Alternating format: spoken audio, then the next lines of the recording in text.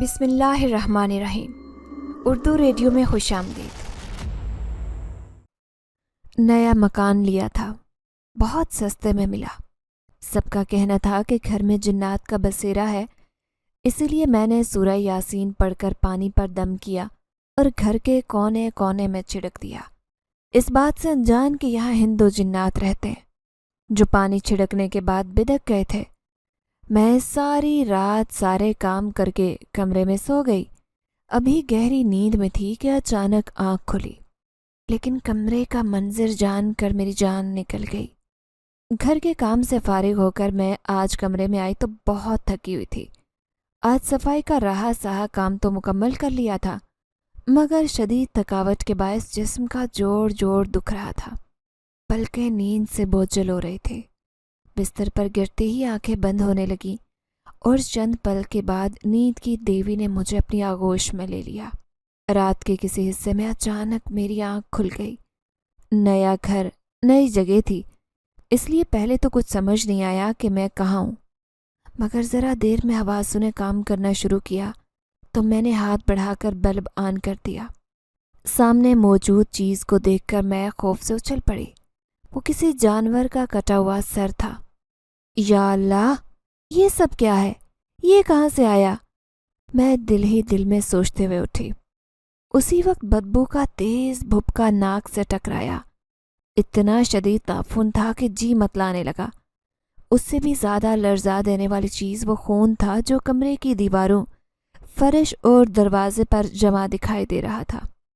میں تو خوف سے لرزنے لگی۔ اسی وقت میرے چہرے پر کوئی گرم سی چیز گری، جیسے پانی کا کوئی قطرہ ہو۔ میں نے ہاتھ لگا کر دیکھا، وہ سرخ اور تازہ خون تھا۔ میں نے سر اٹھا کر دیکھا، چھت کے پنکھے میں ایک کٹا ہوا انسانی ہاتھ تھا جو پنکھے کے ساتھ ساتھ گھوم رہا تھا اور اس سے خون کی بوندیں ٹپک رہی تھی۔ میرے منہ سے چیخ نکل گئی اور میں دروازے کی طرف بھاگی، مگر ٹھٹک کر رک گئی کیونکہ دروازے کے باہر سے عجیب سی گڑراہٹ سنائی دے رہی تھی۔ میرا رواں رواں خوف اور دہشت سے لرز رہا تھا۔ مجھے ایسے لگ رہا تھا جیسے ابھی میرا دل بند ہو جائے گا اور صبح میرے گھر والے میری لاش ہی دیکھ پائیں گے۔ میں نے دروازے کو کنڈی لگا دی اور زور زور سے امی کو آوازیں دینے لگی۔ بہت دیر تک میں انہیں پکارتی رہی، مگر ایسے لگ رہا تھا جیسے میری آواز کسی تک پہنچ ہی نہیں رہی۔ میں ایک کونے میں سکڑ کر بیٹھ گئی اور گھٹنوں میں منہ چھپا کر بے بسی سے رونے لگی۔ ڈر کی شدت سے رفتہ رفتہ میرے حواس ساتھ چھوڑنے لگے اور آنکھوں تلے اندھیرے کی چادر پھیلتی گئی۔ جب مجھے ہوش آیا تو سب پریشان سے میرے ارد گرد جمع تھے۔ میں اپنے اسی کمرے میں تھی، مگر اس وقت وہاں پر نہ کسی جانور کا تعفن زدہ سر تھا اور نہ ہی خون کا نام و نشان۔ مجھے آنکھیں کھولتے دیکھ کر سب میرے قریب آ گئے۔ بیٹی، کیسی طبیعت ہے اب؟ امی نے میرے بال سہلاتے ہوئے پیار سے پوچھا۔ میں ٹھیک ہوں، مگر میری سمجھ میں نہیں آ رہا تھا کہ کیا پوچھوں اور کیسے پوچھوں۔ میری مشکل ابو نے آسان کر دی۔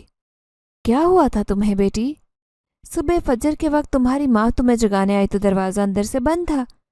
کئی بار آوازیں دینے کے بعد بھی تم نے دروازہ نہیں کھولا تو ہم پریشان ہو گئے۔ تمہارے بھائی نے دروازہ توڑا تو تمہیں کمرے کے کونے میں بے ہوش پڑے دیکھا۔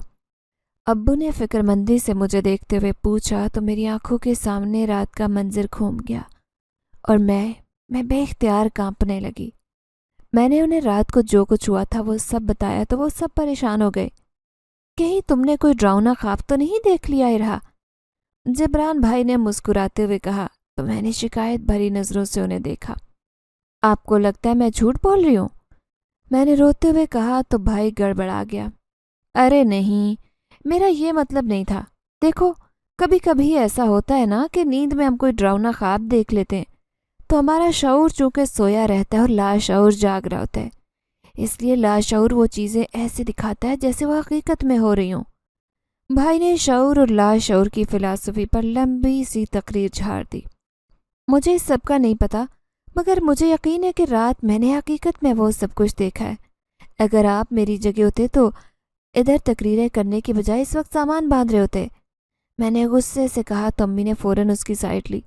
وہ ٹھیک کہہ رہا ہے بیٹی، آخر ہمیں بھی تو برے خواب آتے ہیں نا۔ ہاں مگر میں نے کوئی خواب نہیں دیکھا. آپ لوگوں کو میری بات کا یقین کیوں نہیں آتا؟ ابو یہ گھر آسیب زدہ ہے، پلیز کوئی اور گھر دیکھ لیں. میں نے ملتجی لہجے سے ابو سے کہا ٹھیک ہے بیٹا، دیکھتے ہیں اس مسئلے کو بھی، ابھی تم آرام کرو. انہوں نے شفقت سے میرا سر تھپ تھپاتے ہوئے کہا تو میں بھی کسی حد تک مطمئن ہو گئی. اسی وقت پھپھو تسبیح تھامے کمرے میں آئی. دیکھا بھائی صاحب، میں نے پہلے ہی کہا تھا نا کہ یہ گھر آسیب زدہ ہے، مگر کسی کو میری بات کا یقین نہیں آ رہا تھا. اب دیکھ لیا آپ سب نے. پھپھو نے شوقی نظروں سے ابو کو دیکھا تو وہ خاموش ہو گئے. پھپھو کچھ پڑھ کر مجھ پر پھونکنے لگی تو میں نے آنکھیں بند کر لی. یہ مکان ہم نے تقریباً 15 دن پہلے خریدا تھا. میرا تعلق درمیانے طبقے کے خاندان سے تھا. پہلے ہم لوگ کرائے کے گھر میں رہتے تھے. ابو ایک آفس میں اچھی جاب کرتے تھے. جب وہ ریٹائر ہوئے تو انہیں آفس سے ایک اچھی خاصی رقم ملی تھی. ابو کا بلکہ ہم سب کا خواب تھا کہ ہمارا ایک اپنا مکان ہو جس کا کرایہ نہ دینا پڑے. مگر مکان خریدنے کے لیے ابھی خاصی رقم کی ضرورت تھی جو کہ ہمارے پاس تھی نہیں. البتہ امی اور ابو سیونگز کرتے رہتے تھے. اب جب ابو کو ان کی ریٹائرمنٹ پر آفس کی طرف سے چیک ملا تو انہوں نے مکان لینے کے لیے تگودو شروع کر دی. گھر میں ہم صرف 5 لوگ تھے، امی، ابو، میں، پھپھو اور جبران بھائی. جبران بھائی بھی چونکہ جاب کرتے تھے تو کافی سیونگز جمع ہو گئی تھی. پیسے اکٹھے کرنے کے بعد ابو اور بھائی نے مکان ڈھونڈنا شروع کر دیا. مگر جس بھی گھر کی قیمت پوچھتے تو اتنی زیادہ ہوتی کہ ہم دینے کا سوچ بھی نہیں سکتے تھے. ایسے میں ایک پراپرٹی ڈیلر نے مکان کے بارے میں بتایا جو بہت اچھی حالت میں تھا اور ویسے بہت سستے داموں مل رہا تھا. ابو اور بھائی نے اس مکان کا جائزہ لیا تو انہیں بہت پسند آیا کیونکہ مکان اچھی حالت میں اور بنا بنایا تھا. اسی لیے انہوں نے زیادہ دیر رکنا مناسب نہیں سمجھا اور ڈیلر کے ذریعے مکان کا سودا فائنل کر دیا. اس دن ہم اپنے پرانے محلے میں سارے گھروں میں مٹھائی بانٹ رہے تھے. اپنا گھر ملنے کی خوشی کتنی ہوتی ہے یہ صرف وہی بتا سکتے ہیں جن کا کوئی گھر نہ ہو. ہم نے جلدی سے سامان باندھا اور نئے مکان میں اٹھائے. یہاں آنے سے پہلے ایک عجیب واقعہ پیش آیا. گھر میں آنے سے پہلے ہم نے کچھ ضروری سامان پہلے ہی پہنچا دیا تھا مگر ابھی ہم خود نہیں آ سکتے تھے کیونکہ پرانے گھر میں بہت سارا قیمتی سامان تھا اور دوسرا یہاں پر رہنے کے کمرے بھی درست نہیں تھے. مکان کافی عرصے سے بند تھا. اس دوران صفائی ستھرائی کا بھی کوئی انتظام نہیں کیا گیا، اس لیے ہر طرف کچرے اور مٹی کے ڈھیر لگے ہوئے تھے. ہم نے سارا دن لگا کر کچن کو صاف کر دیا مگر دیگر کمرے ابھی بھی توجہ طلب تھے. اب سب سے بڑا مسئلہ سامان کا تھا. کسی نہ کسی کو تو یہاں رکنا ہی تھا مگر سب کی کوئی نہ کوئی مصروفیت تھی جس کے باعث رکنا ممکن نہیں تھا. ایسے میں پھپھو نے اپنی خدمات پیش کر دی. بھائی جان میں رک جاتی ہوں. ان کی اس بات پر ابو ذرا تذبذب میں پڑ گئے. لیکن بلقیس تم اکیلی یہاں کیسے رہو گی؟ انہوں نے فکر مندی سے کہا. آپ فکر مت کریں، میں اکیلی بھی رہ سکتی ہوں. انہوں نے بے فکری سے کہا تو ابو مان گئے اور اس طرح ہم لوگ بلقیس پھپھو کو وہاں چھوڑ کر واپس آ گئے.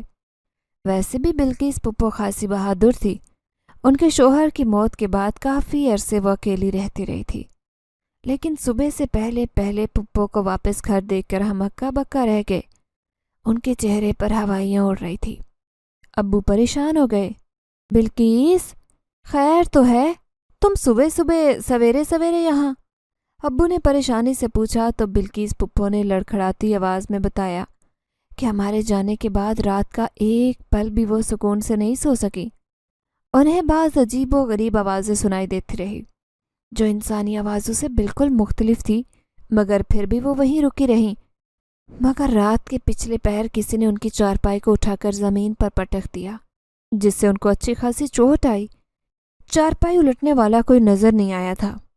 اس بات سے خوف زدہ ہو کر انہوں نے فوراً وہ گھر چھوڑ دیا اور بڑی مشکل سے رکشہ کروا کر یہاں پہنچی. پھپھو کی بات سن کر سب کو حیرانی ضرور ہوئی مگر چونکہ ان چیزوں پر یعنی بھائی بھوت پریت وغیرہ کو نہیں مانتا تھا اسی لیے اس نے مذاق میں ساری بات اڑا دی اور یوں بات آئی گئی ہو گئی. پھپھو بلقیس کے منع کرنے کے باوجود ہم لوگ اگلے دن اس گھر میں شفٹ ہو گئے. اپنا گھر لینے کی ہمیں خوشی تو بہت ہوئی مگر نہ جانے کیوں یہاں آ کر بہت عجیب سا محسوس ہو رہا تھا. उस घर की दरो दीवार पर अजीब सी वहशत और वीरानी बरस रही थी। ऐसे लगता जैसे किसी बियाबान में बैठे हों। मेरे अलावा बाकी सबने भी ये बात नोट की थी, मगर ये सोचकर खामोश रहे कि शायद एक अरसा बंद रहने की वजह से ऐसा हुआ हो। पहले तो मैं, अम्मी और पुप्पो सब घर की सफाई सुथराई पर लगे रहे।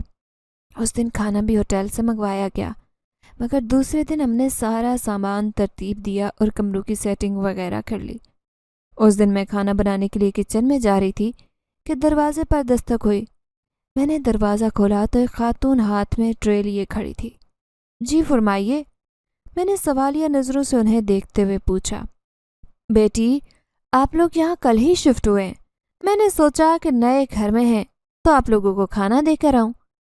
उन खातून ने बड़ी शाइस्तगी से मुझे कहते हुए ट्रे थमा दी तो मैंने उन्हें अंदर बुला लिया। तब तक अम्मी और पुप्पो भी बाहर निकल आई और वह खातून जिन्होंने अपना नाम सादिया बताया था वो थोड़ी देर में ही घुल मिल गई। काफ़ी देर तक बैठी बातें करती रही, मगर जब वो वापस गई तो मैं और अम्मी और पुप्पो के चेहरे पर परेशानी और तफक्कुर के आसार थे। मेरे पूछने पर अम्मी ने कहा कि सादिया आंटी ने बताया कि इस घर में आसेब का बसेरा है। इससे पहले भी कई फैमिलीज ने ये घर किराए पर लिया, मगर उनमें से कोई भी चंद दिन से ज़्यादा टिक नहीं पाया। हर बार ही वो चंद दिन या महीने के बाद घर छोड़ने पर मजबूर हो जाते। आप लोग परेशान मत हो, मैं आज से सूरह यासीन का विर्द करती हूँ। मैंने एक किताब में पढ़ा था कि सूरह यासीन के विर्द से इंसान हर शैतानी बला से महफूज होता है। इंशाअल्लाह ये जिन भूत या आसेब वगैरह जो भी है सर पर पाँव रखकर भागेगा। मैंने उन्हें तसल्ली देते हुए हंसाने की कोशिश की और इस कोशिश में किसी हद तक कामयाब भी हो गई, क्योंकि अम्मी और पुप्पो के चेहरों पर मुस्कुराहट आ गई थी। उस दिन ही मैंने सूरह यासीन का विर्द शुरू कर दिया और शाम तक मखसूस तादाद में पढ़ने के बाद मैंने पानी की बोतल पर दम कर दिया। उसके बाद घर के कोने में उस पानी का छिड़काव कर दिया। इस काम से फारिग होकर मुतमईन होकर मैं रोज़मर्रा के कामों में लग गई, मगर मैं इस बात से बेखबर थी कि इसका नतीजा क्या निकलने वाला है। और उसी रात में घर के सारे काम मुकम्मल करके सो गई तो आधी रात को मैंने कमरे में किसी जानवर का कटा हुआ ताफुन ज़दा सर देखा और खून की बूंदें और नाकाबिले फ़हम आवाज़ें जो गुर्राहट से मुशाबे थी वो सुनी। उस दिन के बाद मैंने अपने कमरे में अकेले सोने से इनकार कर दिया।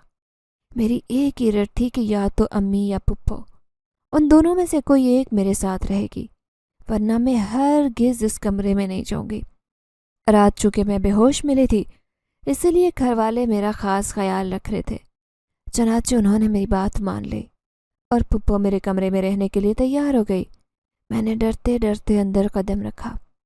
मेरा बस चलता तो दोबारा उस कमरे में पैर भी न रखती, मगर मजबूरी थी, सो पुप्पो का हाथ थामे मैं अंदर आ गई। मेरी चश्मे तस्वुर अभी भी मुझे वो सब कुछ दिखा रही थी जो मैंने रात में देखा था।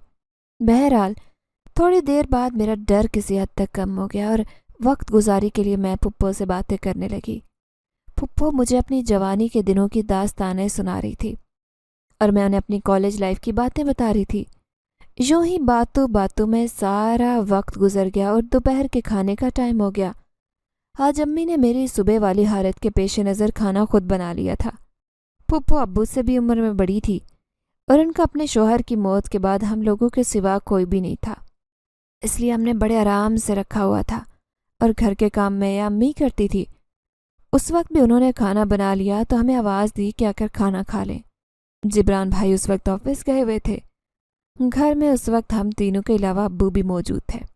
हम सब खाने की टेबल पर बैठ गए। सालन की बड़ी अच्छी खुशबू आ रही थी, मगर जो ही अम्मी ने सालन के डोंगे से ढक्कन उठाया वो उछलकर पीछे हट गई। हम सब नासमझी में उन्हें देखने लगे। क्या हुआ अम्मी? मैंने हैरत से पूछा। ये सालन में। अम्मी ने दोनों हाथों से मुंह ढांपा और तेजी से चलती वाशरूम की तरफ बढ़ गई। मैंने तजस्सुस से डोंगे में झांका और मुझे बेसाख्ता अबकाई आने लगी। सालन में बड़े बड़े सफ़ेद कीड़े तैर रहे थे। मेरे बाद अब्बू और पुप्पो ने देखा तो उनकी भी यही हालत हुई। उस दिन हम सब में से किसी ने कुछ भी नहीं खाया। इतने गंदे कीड़े देखकर किसी का कुछ खाने का सवाल ही पैदा नहीं होता था। अम्मी ने वो सालन डोंगे समेत बाहर फेंका। अम्मी किचन की सफाई सुथराई का बहुत ख्याल रखती थी। اور یہاں تو صرف ایک دن پہلے ہی ہم نے گھر کے کونے کونے کو اچھے سے صاف کیا تھا، اسی لیے کچن میں کیڑوں کا پایا جانا اور وہ بھی اتنی بڑی تعداد میں ممکن ہی نہیں تھا۔ لے دے کر ایک ہی خیال ذہن میں تھا کہ یہ کیڑے باقاعدہ طور پر اٹھا کر سالن کو خراب کرنے کے لیے ڈالے گئے تھے، مگر کون ڈال سکتا تھا؟ گھر سے باہر کا کوئی فرد تو آیا نہیں، اور گھر کے لوگوں میں سے کوئی ایسا نہیں کر سکتا تھا۔ مجھے اس رات کا منظر یاد آیا تو میں کپ کپا کر رہ گئی۔ ان دونوں واقعات میں ایک ہی چیز مشترک تھی، اور یہ سب کچھ کوئی اندیکھی طاقت کر رہی تھی جو ہمیں یہاں برداشت نہیں کر رہی تھی۔ پہلے تو ابو بھی سیریس نہیں لے رہے تھے، مگر آج کے واقعے کے بعد وہ بھی متفکر ہو گئے۔ شام کو بھائی آئے تو یہ واقعہ ان کے علم میں بھی لایا گیا، مگر وہ بھی اپنے نظریے کے پکے تھے۔ مجال ہے کہ اس بات کا ان پر کوئی اثر ہوا ہو، بلکہ وہ تو الٹا ہم سب کا مذاق اڑانے لگے۔ خیر 2-4 دن تو سکون سے گزر گئے۔ اس دوران بھائی بار بار میرا مذاق اڑاتے اور چھیڑتے ہوئے کہتے، ارہا تمہارے جن کہاں گئے؟ 2-3 دن تو گزر گئے، اب تک انہوں نے شکل نہیں دکھائی۔ مجھے ان کی باتوں پر بڑا غصہ آتا، میں منہ بنا کر ان سے روٹھ کر چلی جاتی، مگر تھوڑی دیر تک ہنسنے اور مجھے چڑھانے کے بعد وہ منا لیتے۔ میں بھی اب کافی حد تک مطمئن ہو گئی تھی، اس لیے اب بلکیس پھپھو اپنے کمرے میں سو جاتی تھی۔ میرا خیال تھا کہ اب دوبارہ ویسے پراسرار واقعات نہیں ہوں گے جو پہلے ہو چکے، مگر میں محض خود کو بہلا رہی تھی، کیونکہ اس رات جو کچھ ہوا اس نے میری ساری خوش فہمیوں کو غلط ثابت کر دیا۔ اس رات میں سونے سے پہلے موبائل پر مووی دیکھ رہی تھی۔ میں نے ہینڈز فری لگا رکھے تھے۔ مووی ایکشن بیسڈ تھی، ہیرو دھڑا دھڑ گولیاں برسا رہا تھا اور اپنے دشمنوں کی لاشوں کے ڈھیر لگا رہا تھا۔ اچانک ہی میری سماعت سے کتوں کی آوازیں ٹکرائی۔ میں نے پہلے تو یہی سوچا کہ شاید مووی میں ہی آوازیں ریکارڈڈ ہیں، مگر وہاں تو ایسا کوئی سین نہیں تھا۔ میرا دل دھک دھک کرنے لگا۔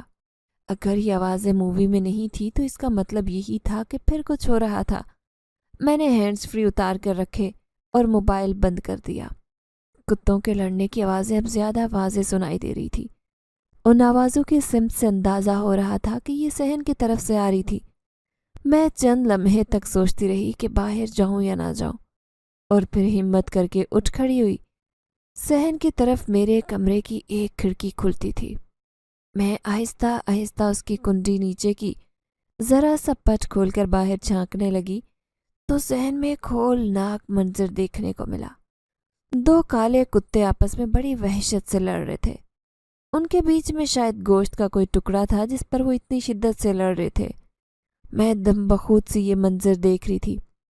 اس وقت میرے دماغ میں یہ خیال بھی نہیں آیا کہ بیرونی گیٹ بند ہونے کے باوجود یہ کتے کیسے آ گئے یہاں۔ دونوں کتے کافی دیر تک لڑتے رہے۔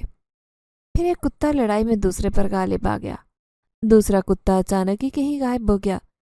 وہ کتا جو اچھا خاصا موٹا تازہ تھا، اس نے دوسرے کی طرف سے مطمئن ہو کر وہ گوشت کا ٹکڑا دانتوں میں دبا کر اوپر اٹھا لیا۔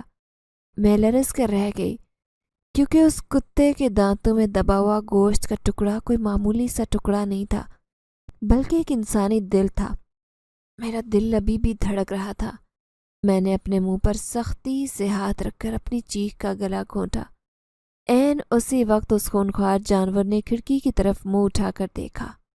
اس کی خوفناک شکل، سرخ آنکھوں اور منہ سے ٹپکتے خون کے قطروں نے اسے اور بھی دہشت ناک بنا دیا تھا۔ وہ چند قدم آگے بڑھا، پھر خوفناک آواز میں غرایا تو میں نے تیزی سے پیچھے ہٹ کر کھڑکی کا آدھا کھلا پٹ بند کر دیا۔ میرے ہاتھ پاؤں لرز رہے تھے۔ باہر سے ابھی تک کتے کی غراہٹیں سنائی دے رہی تھی۔ گزشتہ تجربے کے پیش نظر میں نے اس بار کسی کو آواز دینے کی بجائے کمبل میں رپوش ہونا زیادہ بہتر جانا۔ باقی کی رات ایک پل کے لیے بھی نہیں سو سکی۔ ساری رات میں نے خوف سے لرزتی اور قرآن آیات کی تلاوت کرتے گزاری۔ اس کے بعد وہ غراہٹیں تو بند ہو گئی تھی، مگر میری ہمت نہیں ہوئی کہ کمبل سے منہ باہر نکال کر دیکھوں۔ صبح ہوئی تو میں نے ڈرتے ڈرتے کھڑکی سے دیکھا کہ کہیں باہر وہ ڈراؤنی کتے نما مخلوق تو نہیں موجود، لیکن وہاں کچھ بھی نہیں تھا۔ میں نے کمرے سے دوڑ لگا دی اور جو قریب ترین کمرہ نظر آیا وہاں جا پہنچی۔ یہ بھائی کا کمرہ تھا جو ابھی اسی وقت جاگا تھا۔ مجھے پریشان اور گھبرایا دیکھ کر وہ فکر مند ہو گیا۔ کیا بات ہے رہا؟ کیا ہوا ہے؟ اتنی بدحواس کیوں ہو رہی ہو؟ بھائی نے فکر مندی سے پوچھا تو میں خود پر قابو نہیں پا سکی اور روتے ہوئے اس سے کہنے لگی، بھائی چلیں یہاں سے، خدا کے لیے یہاں سے نکل چلیں۔ اس گھر پر آصف کا سایہ ہے، یہ ہمیں یہاں نہیں رہنے دیں گے۔ اس سے پہلے کہ ہمیں یہ نقصان پہنچانا شروع کریں، یہاں سے نکل چلیں۔ ارہا میری گڑیا، بتاؤ تو صحیح کیا ہوا ہے، کیوں نکل چلیں یہاں سے؟ بھائی نے مجھے تھامتے ہوئے پریشانی سے کہا تو میں نے اسے سارا واقعہ سنا دیا۔ بھائی کے چہرے پر بھی فکر مندی کے آثار پیدا ہوئے، تاہم اس نے مجھے تسلی دی اور امی ابو کے کمرے میں چھوڑ دیا۔ انہیں بھی یہ سارا ماجرا پتہ چلا تو وہ پریشان ہو گئے۔ ابو نے فوراً ہی اسٹیٹ ایجنٹ کو فون کیا اور اس سے سارا قصہ بیان کرتے ہوئے پوچھا کہ انہیں بتایا کیوں نہیں گیا کہ یہ گھر آصف زدہ ہے؟ تو اس نے انہیں بتایا کہ دراصل اسے بھی پتہ تھا کہ اس گھر کے ساتھ کوئی بھوت پریت کا مسئلہ ہے، مالک مکان نے نہیں بتایا تھا، اسی لیے وہ ہمیں اس بارے میں کوئی اطلاع دینے سے قاصر تھا۔ ابو نے اس سے کہا کہ اس گھر کو جلد از جلد بیچنا چاہتے، تو اس نے جلد ہی کوئی گاہک فراہم کرنے کا وعدہ کرتے ہوئے فون بند کر دیا۔ بھائی ابھی بھی اس سب کو میرے توہمات کا شاخسانہ قرار دے رہا تھا۔ اسی رات پھپھو نے بتایا کہ انہوں نے گھر کے صحن میں باہر کسی کے چلنے پھرنے کی آوازیں سنی تھی، کوئی پیر گھسیٹ گھسیٹ کر چل رہا تھا۔ وہ ڈر کے مارے باہر نہیں نکلی کہ پتہ نہیں کیا ہے، مگر یہ طے تھا کہ باہر جو کوئی بھی تھا وہ انسان نہیں تھا۔ اس طرح کے عجیب و غریب واقعات تو پیش آتے رہتے، لیکن میرے سامنے خوفناک سے بھی زیادہ بھیانک چیزیں آتی۔ ایک دن صبح کے وقت پھپھو کو نماز کے لیے دیر ہو گئی تو میں انہیں جگانے ان کے کمرے میں آئی۔ ان کے روم کا دروازہ چوپٹ کھلا ہوا تھا اور وہ دیوار کی طرف منہ کیے کھڑی تھی۔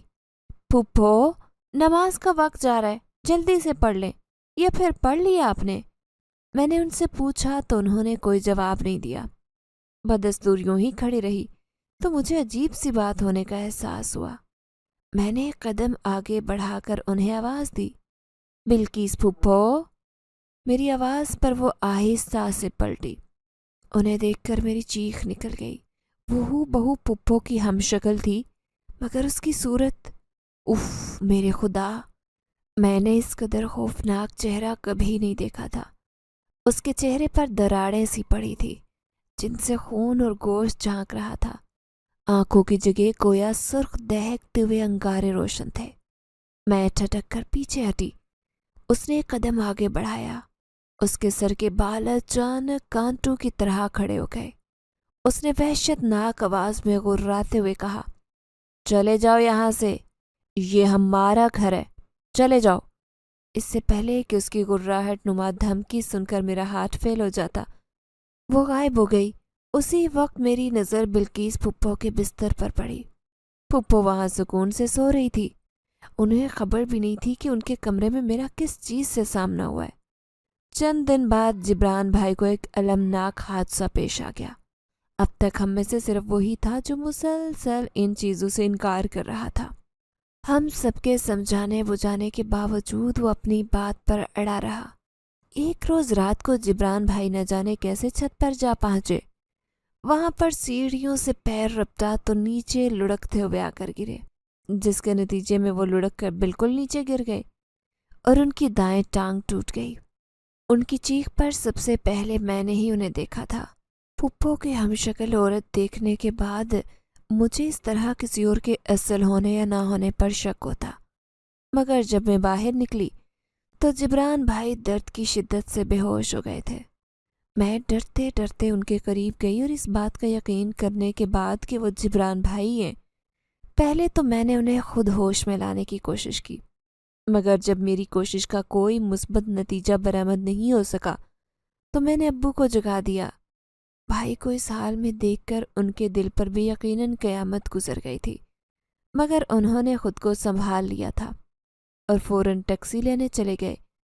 تب تک امی اور پھپھو کو بھی خبر مل چکی تھی اور انہوں نے مل کر رونا دھونا شروع کر دیا۔ ابو نے سختی سے ڈانٹ کر انہیں چپ کروا دیا اور ہم بھائی کو لے کر ہسپتال گئے، جہاں پر ڈاکٹرز نے یہ روح فراسا اطلاع دی کہ جبران بھائی کی دائیں ٹانگ کی ہڈی کم از کم 2 جگہ سے ٹوٹ گئی ہے اور آئندہ کم از کم 6 مہینے وہ ویل چیئر استعمال کر سکتے ہیں۔ اس کے علاوہ ان کے سر میں بھی اچھی خاصی چوٹیں آئی تھی، مگر یہ بھی خدا کا بہت بڑا احسان تھا کہ ان کی زندگی بچ گئی۔ لیکن ہم سب حیران تھے کہ آخر وہ چھت پر کر کیا رہے تھے، مگر کسی کو کچھ علم نہیں تھا۔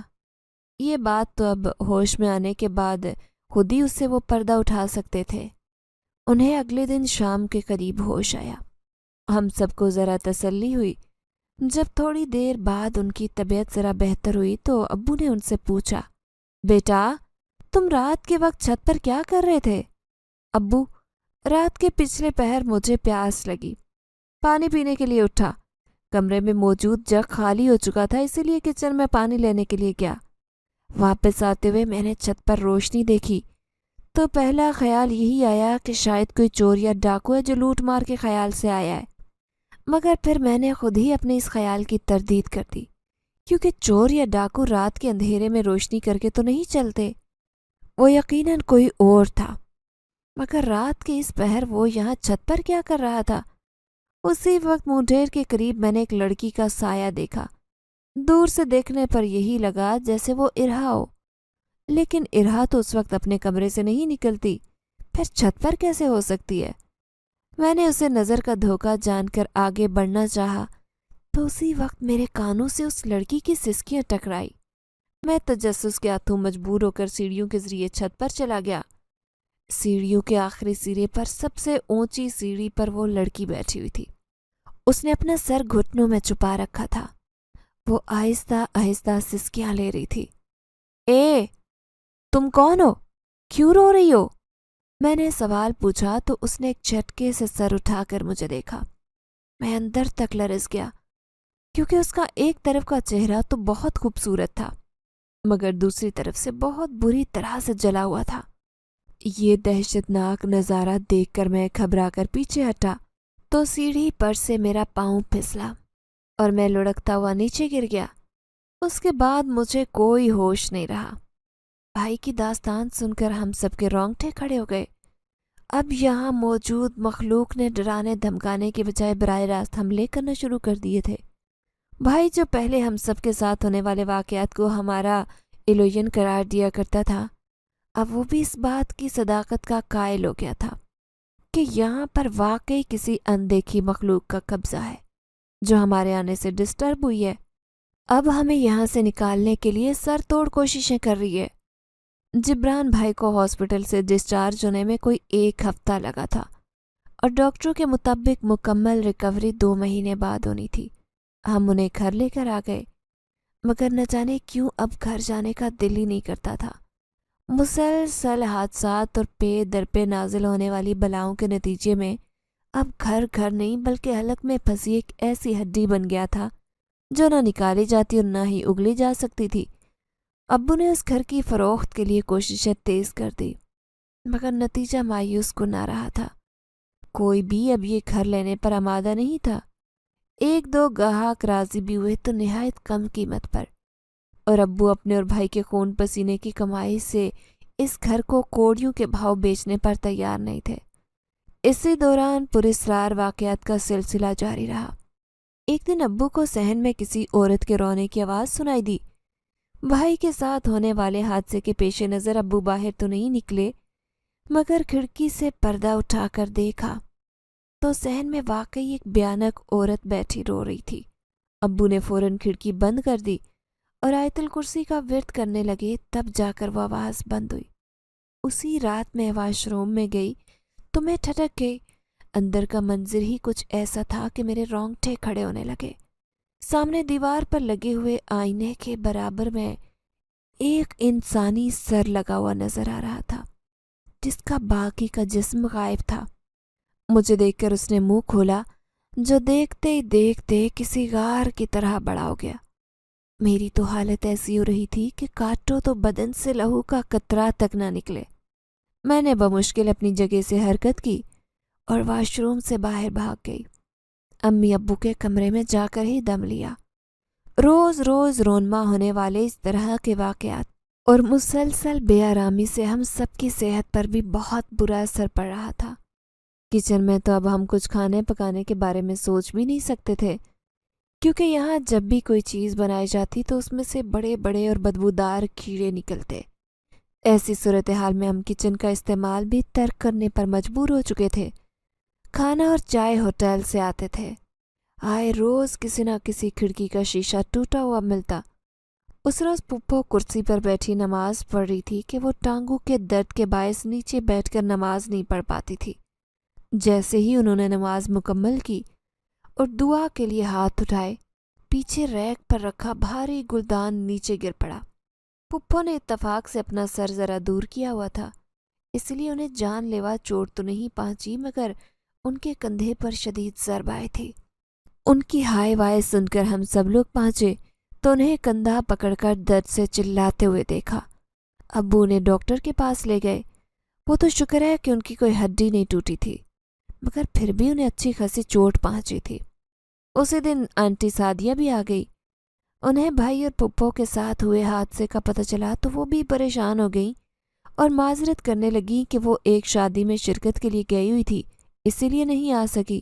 بہن، میں تو کہتی ہوں کہ اس گھر کو کسی طرح سے بیچ دیں اور کوئی دوسرا گھر لے لیں، بھلے ہی چھوٹا ہو، مگر وہاں کم سے کم یہ عذاب تو نہیں ہوگا جس کا سامنا تم لوگ ابھی سے کر رہے ہو۔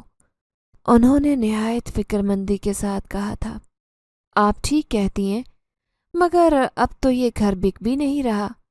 یہ رہا کہ ابو نے بہت زیادہ کوشش کی کہ کوئی اس کو خرید لے تو ہم کوئی اور گھر لے لیں، مگر کوئی خریدنے پر راضی ہی نہیں ہو رہا ہے۔ امی نے اپنی بے بسی سے کہا تو سعدیہ آنٹی بھی افسردہ سی ہو کر سر ہلانے لگ گئی۔ کاش آپ لوگ پہلے ہی آس پاس کے لوگوں سے اس بارے میں تحقیق کر لیتے۔ اس محلے کا تو بچہ بچہ جانتا ہے کہ یہ گھر آصف زدہ ہے۔ آپ سے پہلے بھی یہ گھر کرائے پر دیا ہوا تھا۔ جو کرایہ دار تھے ان کی بیٹی نے رات کو خدا جانے کیا دیکھا کہ اس کے بعد وہ پاگل ہو گئی۔ بیچارے وہ تو رات کو ہی سامان اٹھا کر بھاگے تھے یہاں سے۔ آپ لوگوں کی تو ہمت ہے کہ اب تک یہاں ٹکے ہوئے ہیں، ورنہ تو یہاں چند دن سے زیادہ کوئی نہیں رہ پایا۔ سعدیہ آنٹی کی باتوں نے تو ہمیں اور زیادہ پریشان کر دیا تھا۔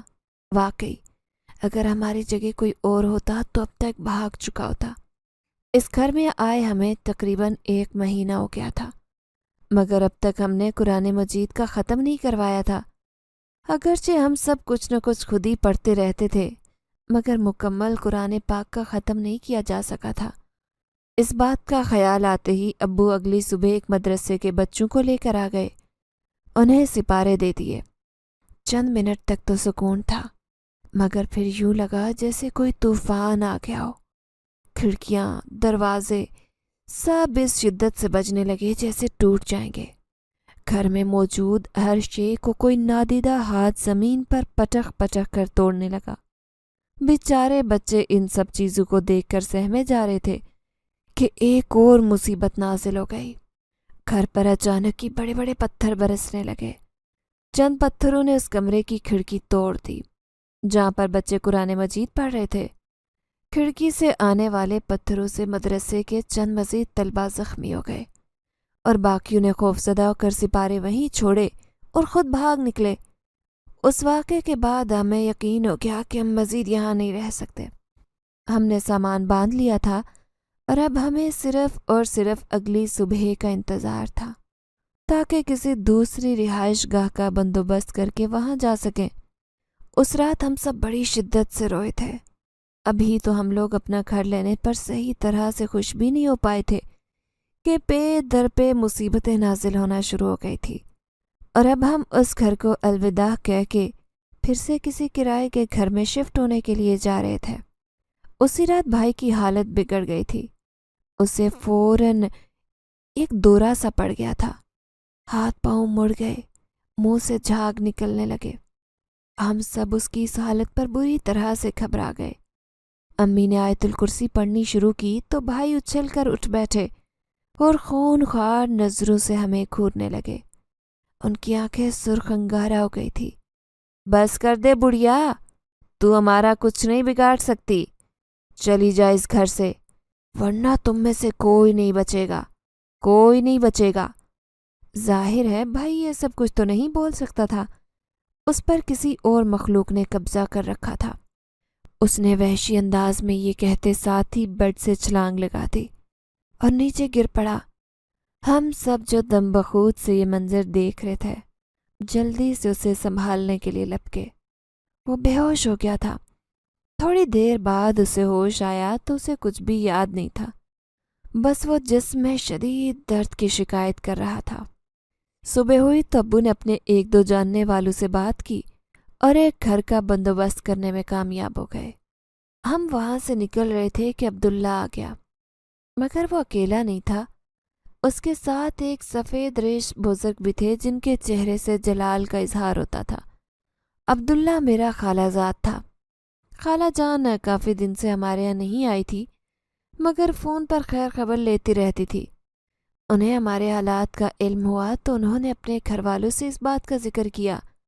عبداللہ یہ سن کر اپنے ایک جاننے والے بزرگ کو ساتھ لے کر یہاں چلا آیا۔ سلام دعا کے بعد عبداللہ نے ابو سے ان بزرگ کا تعارف کروایا اور انہیں اپنے ساتھ لانے کی غرض و غایت بیان کی۔ بیٹا، تمہارا شکریہ کہ تم نے ہمارا بھلا سوچا، مگر یہاں موجود مخلوق بہت طاقتور ہے۔ مجھے نہیں علم کہ یہ بزرگ اسے سنبھال پائیں گے یا نہیں، مگر میں اپنی فیملی کو مزید رسک میں نہیں ڈال سکتا۔ ابو نے عبداللہ کو ایک طرف لے جا کر کہا، انکل آپ پریشان مت ہو، ان پر بھروسہ کر کے دیکھیں، انشاءاللہ آپ کو مایوسی نہیں ہوگی۔ عبداللہ نے انہیں نرمی سے سمجھاتے ہوئے کہا تو وہ کشمکش کی کیفیت میں مبتلا اس کی بات مان گئے۔ وہ لوگ جب اندر آئے تو ہمارا گھر کسی کھنڈر کا سا منظر پیش کر رہا تھا۔ ہر چیز ٹوٹی بکھری ہوئی تھی۔ وہ بزرگ جن کا نام عبداللہ نے حاجی ادریس بتایا تھا، وہ زیر لب کچھ پڑھتے ہوئے اندر داخل ہوئے۔ ہم سب ایک طرف ہو گئے۔ حاجی ادریس نے ابو اور عبداللہ کے ساتھ اس گھر کا مکمل جائزہ لیا۔ آپ نے یہ گھر کب خریدا تھا؟ انہوں نے ابو سے پوچھا۔ تقریباً 1 مہینہ پہلے۔ حاجی ادریس صاحب مسلسل کچھ پڑھ رہے تھے۔ انہوں نے ایک پیتل کا تھال مانگا جو فوراً مہیا کیا گیا۔ اس کے بعد انہوں نے اپنے بیگ میں موجود بوتل سے اس میں پانی اٹھیلا۔ پھر انہوں نے ہم سب کو کچن میں ایک طرف بٹھا کر حصار کر دیا اور خود بھی اس میں بیٹھ گئے۔ اس کے بعد انہوں نے حصار کے باہر پانی کا تھال رکھ دیا اور اس پر نظریں جمائے کچھ پڑھنے لگ گئے۔ تھوڑی ہی دیر گزری تھی کہ اچانک پانی سے بخارات اٹھنے لگے۔ اس طرح کہ سارا تھال خالی ہو گیا اور اس کے بعد ہوا میں بلند ہو کر زور سے زمین پر گر گیا۔ تھال بہت ہلکا سا تھا، مگر اس کے گرنے سے یوں لگا جیسے کوئی بڑی وزنی چیز گر گئی ہو۔ اس کے ساتھ ہی چاروں طرف تیز ہوا کے چکر چلنے لگے۔ دلچسپ بات یہ تھی کہ یہ ہوا صرف ہمارے ہی صحن تک محدود تھی۔ ذرا دیر بعد ہوا کی سرسراہٹ میں چیخوں کی آوازیں بھی شامل ہو گئی، جیسے کوئی بین کر رہا ہو۔ ہم سب سہمی ہوئی نظروں سے ارد گرد دیکھنے لگے، مگر حاجی ادریس صاحب ہر چیز سے بے پرواہ ہو کر آنکھیں بند کیے مسلسل کچھ پڑھ رہے تھے۔ کچھ دیر بعد حصار کے باہر کچھ عجیب سے ہیولے نظر آنے لگے۔ وہ بہت دھندلے تھے۔ وہ حصار کے چاروں طرف گھوم رہے تھے، جیسے اندر گھسنے کا راستہ تلاش کر رہے ہوں۔ تم کون ہو؟ کیوں تنگ کیا ہوا ہے ان کو؟ حاجی ادریس صاحب نے باروب آواز میں پوچھا تو ایک ہیولے نے کرخت آواز میں جواب دیا، ہم انہیں تنگ نہیں کر رہے، انہوں نے ہمیں تنگ کیا ہوا ہے۔ اس لڑکی نے آتے ہی ہر کونے میں عمل والا پانی چھڑکا جس سے ہمارے جسم جل گئے۔ یہ ہمارا گھر ہے، ہم اس جگہ کئی سالوں سے رہ رہے ہیں۔ یہ مسلمان ہیں اور ہم ہندو، ہم یہاں کسی کو نہیں برداشت کر سکتے، انہیں لے جاؤ ورنہ مارے جائیں گے۔ اس کی بات سن کر ہم لوگ لرز گئے۔ یہاں تو ہندو جنات کا پورا خاندان رہتا تھا۔ حاجی ادریس نے پہلے تو انہیں پیار سے سمجھایا، مگر وہ نہیں مانے۔ تب انہوں نے اپنی تسبیح اٹھائی اور اسے حصار سے باہر پھینک دیا۔ تسبیح پھینکتے ہی گویا کوہرام برپا ہو گیا۔ ہر طرف چیخوں کی آوازیں سنائی دینے لگی۔ چند لمحے بعد وہی ہیولا دوبارہ بولا تو اس کی آواز میں شکست کا عنصر واضح تھا، ہمیں معاف کر دو، ہم یہاں سے چلے جائیں گے۔ حاجی ادریس صاحب نے ان سے کچھ مزید باتیں کی اور وہ یہاں سے رخصت ہونے پر راضی ہو گئے۔ اس کے بعد ہم لوگ حصار سے نکل آئے اور حاجی ادریس صاحب کی ہدایت پر گھر کو خوب اچھی طرح سے دھو کر صاف کیا اور اس کے بعد قرآن مجید کا ختم کروایا۔ حاجی ادریس صاحب نے بھائی کا معائنہ بھی کیا تھا، جس کے بعد انہوں نے بتایا کہ بھائی کے جسم پر در حقیقت انہی ہندو جنات میں سے کوئی ایک قابض ہو گیا تھا، جس کی وجہ سے اس کی یہ حالت ہوئی تھی، مگر اب چونکہ وہ جا چکے تھے اس لیے کوئی خطرہ نہیں رہا تھا۔ حاجی صاحب، کہیں وہ دوبارہ واپس تو نہیں آئیں گے؟ ابو نے پریشان ہو کر پوچھا تو حاجی ادریس مسکرا دیے۔ جنوں کے وعدے انسانوں جیسے نہیں ہوتے، اگر وہ کوئی وعدہ کرتے ہیں تو ہر صورت نبھاتے ہیں، پھر چاہے ان کا کسی بھی مذہب سے تعلق ہو۔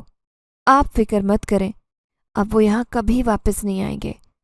ابو نے شکر گزاری کے جذبات سے معمور ہو کر انہیں کچھ دینے کی کوشش کی تو انہوں نے منع کر دیا کہ وہ یہ سب پیسے کے لیے نہیں کرتے بلکہ خلق خدا کی بھلائی کے لیے کرتے، اس لیے وہ کسی سے 1 روپیہ بھی نہیں لیتے۔ آج ہمیں اس گھر میں رہتے ہوئے 2 سال ہونے کو آئے ہیں، مگر اس دن کے بعد کبھی بھی کوئی پراسرار بات سامنے نہیں آئی۔ اگر آپ کو ہماری یہ کہانی پسند آئی ہے تو لائک کیجئے، شیئر کیجئے، اور اگر ابھی تک آپ نے ہمارا چینل سبسکرائب نہیں کیا تو اردو ریڈیو کو لازمی سبسکرائب کیجئے۔ ملتے ہیں اگلی ویڈیو میں۔ اللہ حافظ۔